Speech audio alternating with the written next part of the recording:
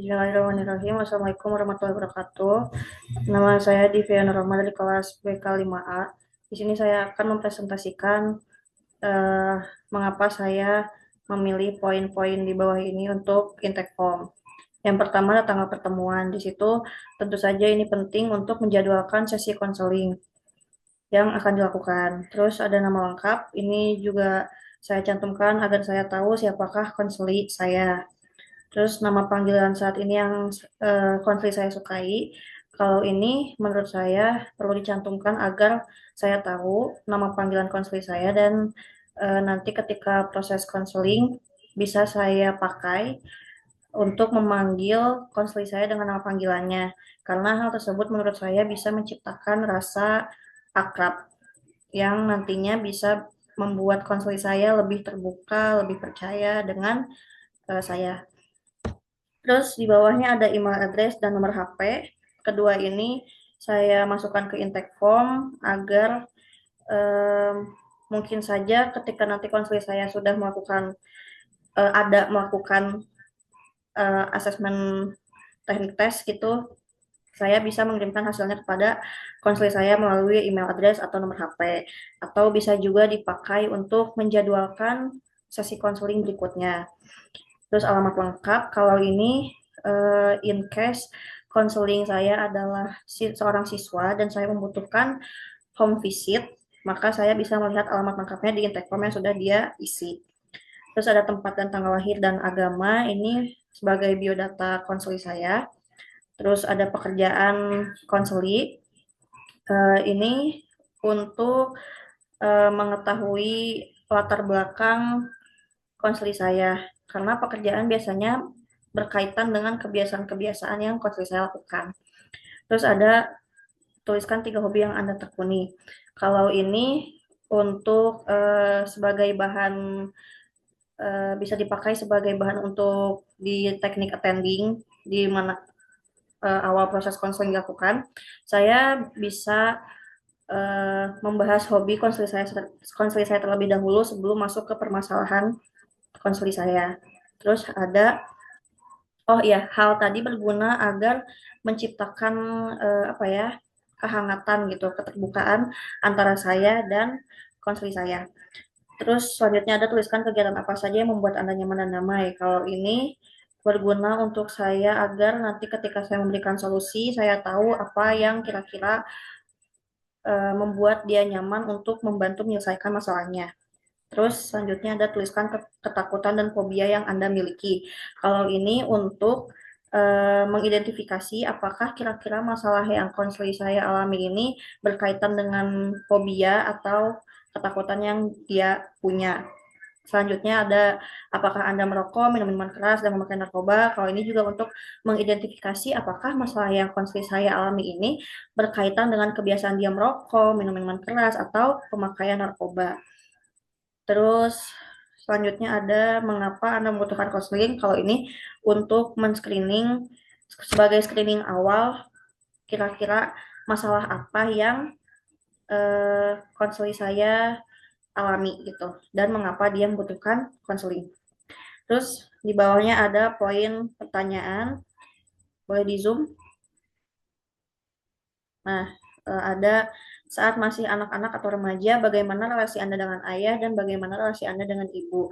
Kalau ini berguna untuk eh, mengidentifikasi kembali masalah konseli, apakah masalah yang konseli saya alami ini berkaitan dengan hubungan dia dengan orang tuanya, misalkan luka inner child atau hubungan dengan orang tuanya kurang baik, dan apakah orang tuanya ini bisa dilibatkan dalam penyelesaian masalah yang dialami oleh konseli saya.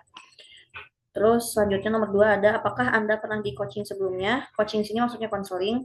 Ini agar saya tahu apakah konseling saya ini sudah paham apa itu sesi konseling atau belum. Jika sudah, mungkin saya akan menjelaskan sedikit dan meneruskan sesi konseling yang sudah dia pahami. Jika belum, ya saya akan menjelaskan apa itu sesi konseling kepada konseling saya sampai dia mengerti apa itu sesi konseling dan bagaimana tujuannya. Terus yang ketiga, apakah Anda percaya bahwa Anda berhasil di coaching pada saat itu? Kalau ini poin ini bertujuan agar Saya mengetahui apakah sesi konseling yang dia pernah lakukan sebelumnya itu berguna untuknya dan apakah dia percaya dengan hasilnya. Kalau misalkan dia percaya ya berarti saya tinggal melanjutkan sesi konseling yang sudah pernah dia lakukan. Kalau misalkan belum ya saya harus membangun kepercayaan kembali kepada konseling saya mengenai sesi konseling ini. Terus yang keempat, apakah Anda pernah mencoba mengatasi masalah yang sebelumnya? Kalau ini untuk men-screening apakah kira-kira konseling saya ini sudah pernah menyelesaikan masalah yang dia alami sendiri atau belum, dan apakah dia ini benar-benar butuh bantuan atau cukup saya arahkan sedikit. Terus yang kelima, apakah saat ini Anda sedang dalam penanganan psikolog atau dokter untuk masalah saat ini? Ini agar saya tahu seberapa besar masalah yang konseling saya alami dan apakah perlu nantinya saya mereferalkan kasus kepada psikolog atau dokter. Terus selanjutnya ada apakah Anda pernah dalam perawatan dokter karena sakit di tahun-tahun sebelumnya? Kalau yang itu untuk saya mengidentifikasi apakah masalah yang konseling saya alami saat ini itu berkaitan dengan penyakit yang dia alami gitu. Nomor 7 ada apakah Anda pernah mendapat penanganan untuk masalah yang berhubungan dengan emosi? Kalau ini agar saya tahu apakah emosi dia ini sudah pernah di apa ya sudah pernah dibantu untuk apa namanya ya sudah pernah dibantu untuk ditangani atau belum dan apakah berhasil atau tidak. Terus nomor 8, apakah Anda memiliki pertanyaan mengenai konseling? Kalau ini eh, sebagai screening saja, apakah dia masih kebingungan apa itu konseling? Gitu. Kalau nomor 9, apakah ada hal yang Anda takutkan mengenai konseling? Kalau ini eh, agar saya tahu apakah konseling saya ini sudah siap melakukan sesi konseling atau masih ada hal yang dia takutkan dari sesi konseling. Misalkan dia takut rahasianya bocor atau dia takut saya menjudge atau bagaimana kan nantinya saya berarti harus menjelaskan apa itu konseling. Di bawahnya ada 3 pertanyaan lanjutan seperti bagaimana kondisi Anda saat ini, terus sebutkan hal spesifik yang ingin Anda capai melalui sesi konseling, dan perubahan positif apa yang akan terjadi bila Anda berhasil mencapai hal spesifik di atas.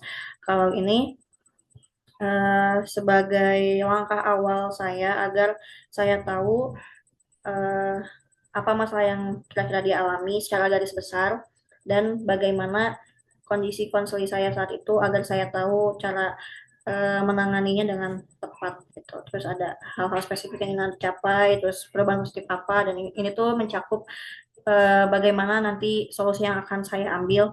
Apakah kira-kira dia tuh sudah tahu solusinya, namun hanya butuh validasi atau memang benar-benar butuh masukan.